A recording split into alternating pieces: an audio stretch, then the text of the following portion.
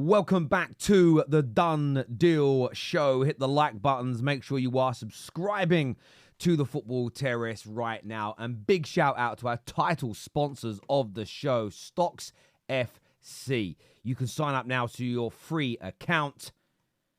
You can start building your football portfolio and actually put money where your mouth is. Genuinely put money where your mouth is when people say, I have stocks in Bruno, I have stocks in Haaland. The question is, do you really? This is my current portfolio taking shape nicely. Very, very happy with the growth, around £400 of profit so far for me, which I'm very, very happy with. The rewards picking up nicely as well. But more on that a little bit later in the show.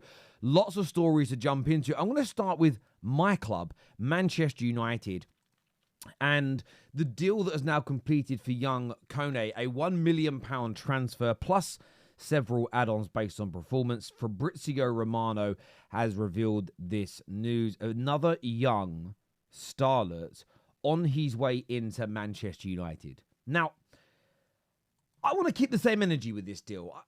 Unless we have genuine ambition to give these kids opportunities in the first team this season, I don't quite know why we're going down the Fabrizio route of announcing the deal.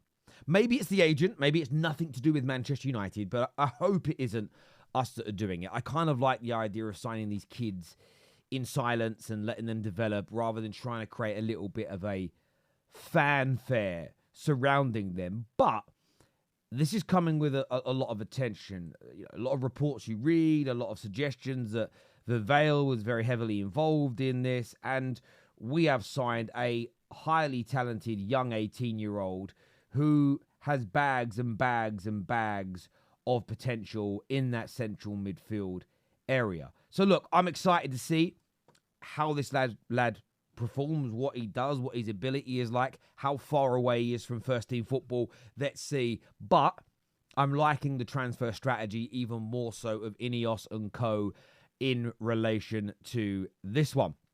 We're going to come back to Fabrizio in a moment when we move on to Chelsea. I want to speak about an Arsenal story. Yesterday, I'm going to put this back up in a second, but yesterday, I got a lot of people that were very negative in the comments. And I understand why. We can take it.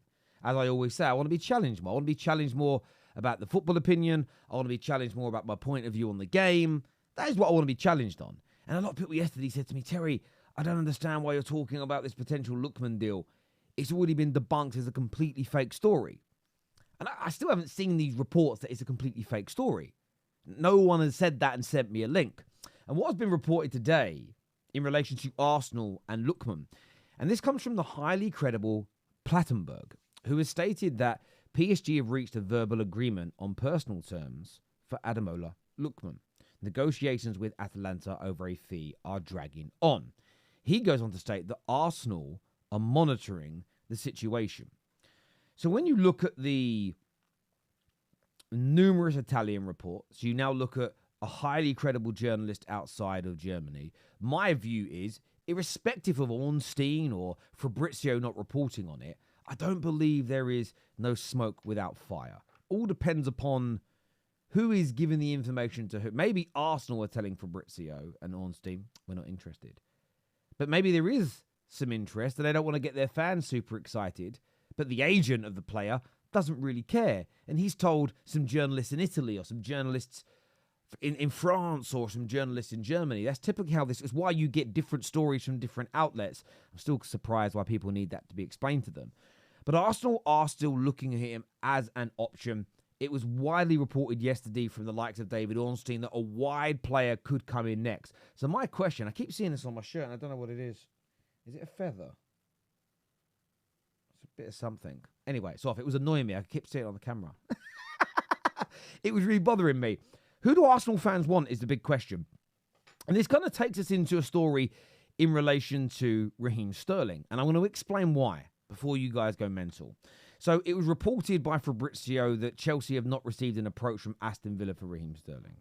It's also been reported by The Standard that Crystal Palace have understood to have expressed an interest in Raheem Sterling. But there was a massive debate yesterday on the Football Terrace, on our Top 6 show, as to whether or not Arsenal should go for Raheem Sterling. And I want to pose that question to you all today.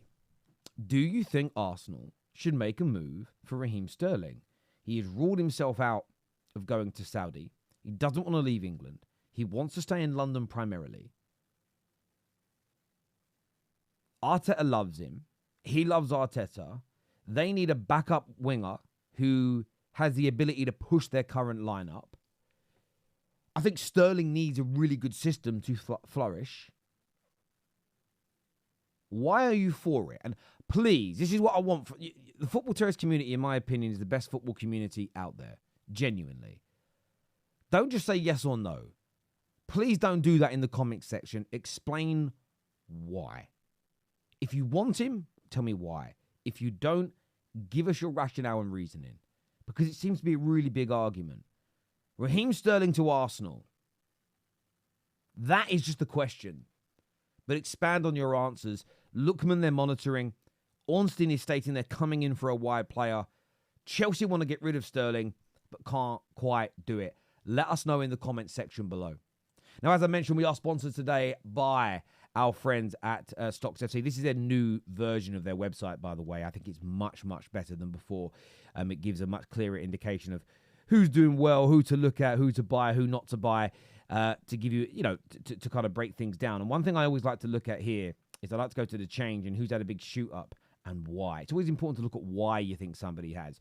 You look at Christopher Nkunku here. Again, I know he scored last night, but actually look at him. Doing very, very well. His IPO's only been out since the end of July, and there's already been there's already been a massive, sizable growth, as you can see, of about 157% in his valuation since he came out. As an example, a lot of people are investing in this man. You can see the book orders there. Some people looking to sell at profits. Lots of people looking to buy if they can for lower amounts. So he does appear to be an individual. Again, I do have stock in him, as you can see, 240 stocks. I already got 48 pence so far in rewards, which isn't too bad at all, considering they haven't really started off yet. But he is definitely one to watch on here because I still think he's relatively cheap. Still relatively cheap. And by the way, my rewards are at 48 pence. When I went in for him, he was 57 pence per stock. You now look at him right up there, almost £1 of growth on him as well. So very, very good indeed. I'd love to hear your stories in the comment section below about what you're doing on StocksFC, who you've invested in, how you're using the platform. And yes, I know it isn't for everybody. So for anyone who's angry, fair enough. If you don't want to play the game, if you don't want to use the website, it's entirely up to you.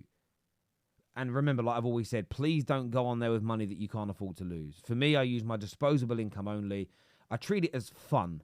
I'm not looking at it as a genuine way of, how am I going to raise some money to send my kid to university? Or how am I going to raise some money to pay some unwanted bills? No, for me, it's about disposable income, having some fun, and maybe making some money along the way. That is very much how I personally approach it. So give us your stories. Give us your tactics, essentially, of how you're building your portfolio on StocksFC. But scan the QR code now or click on the link in the description below. Now, I mentioned Chelsea. Another big story regarding Chelsea is that they have not managed to reach an agreement over the Romelu Lukaku deal after a meeting in person today. This came out quite late last night, so that refers to the 22nd of August. And in conjunction with the Raheem Sterling situation, I've been very forthright on this and I stand by it. I don't like the way Chelsea have gone really, really public with trying to get players out, but I do feel that they're in the last chance saloon. They know they've got to move them on. It's almost a case now of scorching a little bit of earth to try and get them out. But if they are left with the likes of Lukaku and Chilwell and Chalobah and Sterling and Kepa and others, training with the kids, not allowed in the canteen, some of them potentially banned from the facilities for a period of time, this has the potential, and I repeat the word potential for anybody getting their knickers in a twist, to become a very toxic situation for Chelsea. Chelsea are at a point where I think they've created a rod for their own back with this scenario, and they almost have to fall on their sword. I think they may even have to look at taking almost no transfer fee for some of these players if they truly want to get rid of what they consider to be deadwood and players taking up a huge amount of salary. Because you could actually... Raheem Sterling and Lukaku alone is what? 700,000? 650, 700,000 pound a week? Over the course of a year, you're looking at 40 to 50 million pounds wasted if they're not able to play for you and you don't move them on. What you may be better off doing is just taking a loss on those transfer fees, selling them for 4 million, 5 million. That way the club buying them might be able to match their salary. That's the potential here. But Chelsea fans, I want to get your view and I want to get your opinion on this. Do you think Chelsea are creating a bad situation for themselves? Let us know in the comments section below. Until next time, my people, take care. Goodbye. God bless. And we'll see you all again soon. Peace.